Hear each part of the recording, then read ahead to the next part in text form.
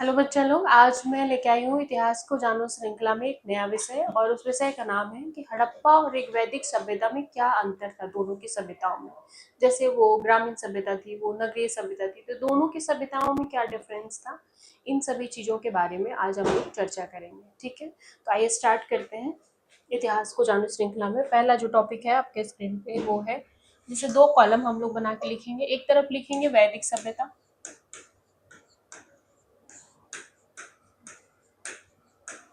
और दूसरी तरफ लिखेंगे हम लोग हड़प्पा सभ्यता।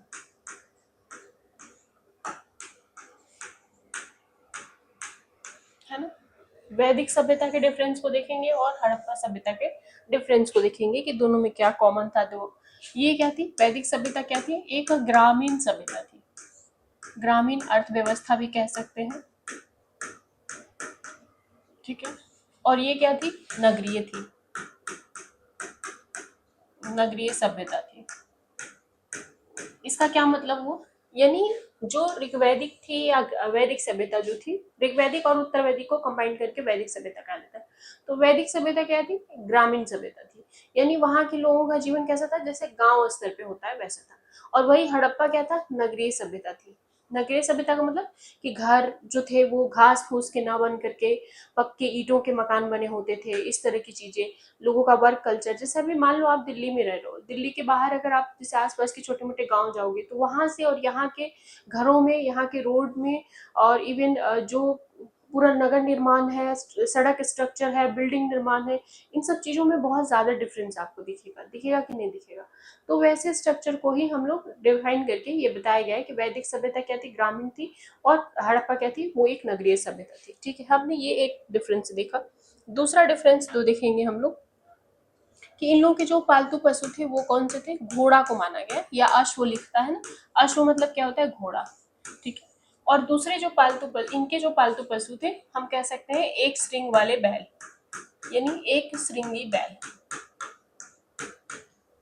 है ना, या कुबड़ वाला सांड जो होता है वो।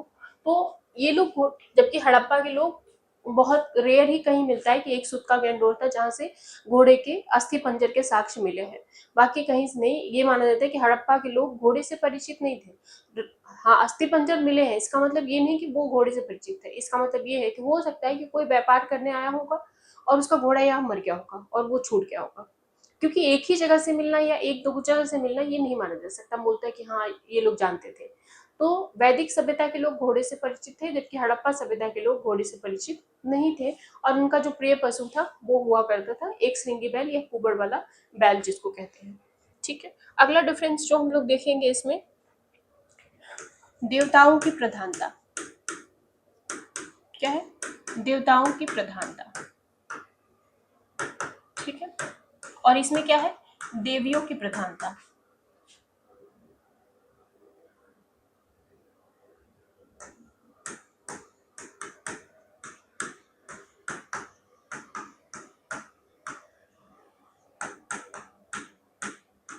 देवियों की प्रधानता, देवताओं की प्रधानता और देव, यानी वैदिक सभ्यता क्या था, आप कह सकते हैं कि वैदिक सभ्यता एक पुरुषार्थ की तरफ बढ़ चुका था, पितृसत्तात्मक था, यानी कि मेल डोमिनेटेड सोसाइटी थी। और हड़प्पा क्या थी, मातृ सत्तात्मक थी, और यहाँ पे देवियों का वर्चस्व जाता था। हालांकि हड़प्पा से किसी भी मंदिर निर्माण की और इस तरह की चीजों की चर्चा सुनने नहीं मिलती, और हाँ मूर्तियों की मिलती है, पूजा करते थे लोग, धार्मिक अनुष्ठान करते थे, धार्मिक स्नान भी करते थे, जिसका सबसे बड़ा प्रमाण है कि स्नानागार जो मिला हुआ है मोहनजोदड़ो से, है ना। तो लेकिन हड़प्पा में इस तरह की चीजें थी। और वही वैदिक में क्या था, पितृसत्ता, यानी जो देवता थे वो पुरुष देवताओं का वर्णन मिलता है ना। तो इस तरह की चीजें थी दोनों में, ये डिफरेंस हमने तीसरा देखा। चौथे अगर डिफरेंस की बात करें हम लोग, तो राजतंत्र मजबूत था, राजतंत्रात्मक शासन था। ठीक है, और यही अगर हम लोग हड़प्पा की बात करें तो हड़प्पा क्या था, राजतंत्रात्मक न होकर के गणतंत्रात्मक था। पूरी तरह से तो हम नहीं कह सकते, बट जितना प्रमाण मिला उससे माना जा सकता है कि ये राजा शासन था, यहाँ पे राजा लोग शासन करते थे और यह गणतंत्र था, आम लोग स्वतंत्र होते थे अपनी इच्छाओं को लेकर के, अपने फैसले को लेकर के करने के लिए। तो ये गणतंत्र कह सकते हैं। हाँ, पूरी तरह से तो नहीं, क्योंकि कहीं कहीं मिलता है कि पुरोहितवास मिला है, और या फिर राजा वर्ग का एक अलग निवास जो कि टीलों पे बना होता था, चबूतरों पे बना होता था, इस तरह का अनुमान। क्योंकि हड़प्पा क्या है, चित्रात्मक लिपियों के आधार पे अनुमान लगाया जा सकता है। हड़प्पा की लिपियों को पढ़ा नहीं गया आज तक कि हड़प्पा क्या थी, ठीक है। तो सिर्फ अनुमान है कि कह सकते हैं, उस अनुमान के आधार पे भी कह सकते हैं कि लगभग मूलतः जो था वो गणतंत्रात्मक था, ठीक है। दूसरा, अगर हम लोग अगला जो डिफरेंस देखेंगे वो है युद्ध। अगला जो डिफरेंस हम लोग देख रहे हैं वो है युद्ध के प्रचुर साक्ष्य। यानी ये लोग युद्ध करते थे, जैसे दसराग के युद्ध का विवरण आप देखोगे। और वही अगर हम लोग हड़प्पा की बात करें तो ये लोग न्यूनतम साक्ष्य मिला है,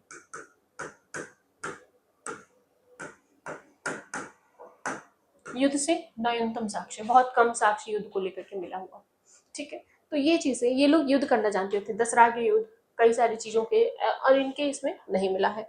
अगले वाले में हम लोग जो अगला डिफरेंस देखेंगे, जैसे कि मैंने पितृसत्तात्मक और ये सारी चीजें, अगला है कि संयुक्त परिवार, ठीक है।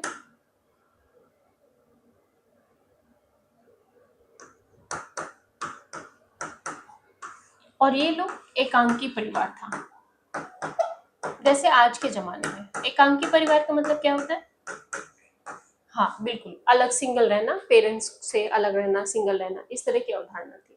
तो ये क्या था, संयुक्त परिवार था, और ये एक था एकांकी परिवार। तो ये सभी चीजें थी, दोनों में डिफरेंस था। एक साथ जॉइंट फैमिली रहती थी वैदिक सभ्यता में, गंता और इसमें हड़प्पा में लोग एकांकी एकल परिवार में रहते थे, ठीक। अगला जो हम लोग डिफरेंस देखेंगे इसमें, अर्थव्यवस्था पे, कृषि और पशुपालन पे आधारित अर्थव्यवस्था थी, कृषि और पशुपालन अर्थव्यवस्था थी।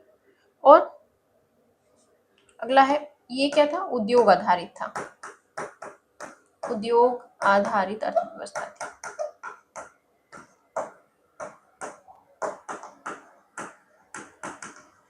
ठीक है, उद्योग आधारित अर्थव्यवस्था थी। यानी ये क्या था कि यहाँ पे खेती होती थी, पशुपालन होता था, और इन्हीं को बेच करके इन्हीं से अपना जीवन यापन किया जाता था।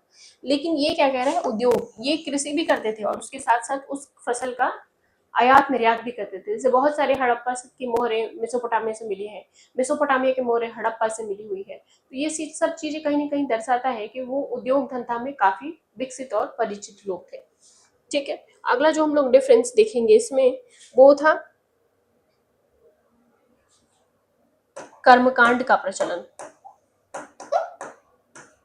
कर्मकांड प्रचलन। और ये क्या था, ये कर्मकांड न होकर के क्या था, मूर्ति पूजा का प्रचलन था, ठीक है।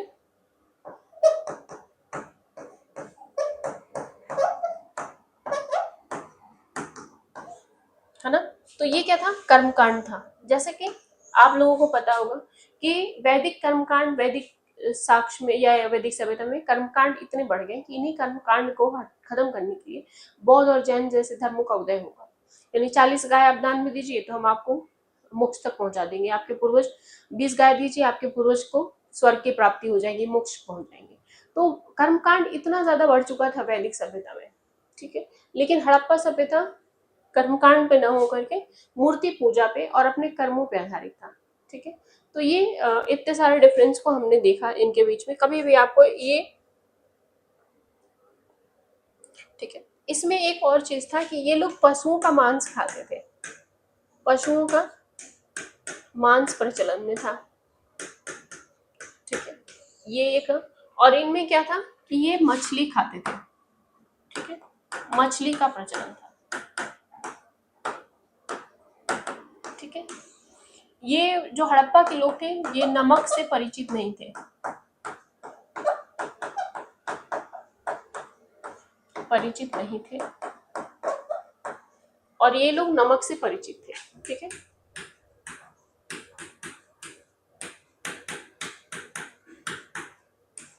ठीक है, नमक से परिचित थे। तो हमने इतने सारे डिफरेंस को देखा और जाना, ठीक है। तो ये सारे डिफरेंस है, ये आपको ना सिर्फ प्रीलिम्स में बल्कि मेंस में भी काम आएंगे। आप जब भी आपसे पूछे कि वैदिक सभ्यता और हड़प्पा सभ्यता में क्या अंतर है, आप 20 से ऐसे कॉलम बनाएंगे और दोनों के अंदर को लिखेंगे। इसके अलावा प्रिलिम्स में भी कि किस प्रकार भिन्न थी, इस तरह की चीज़ों को आप लिख सकते हो। ठीक है बच्चा लोग, थैंक यू।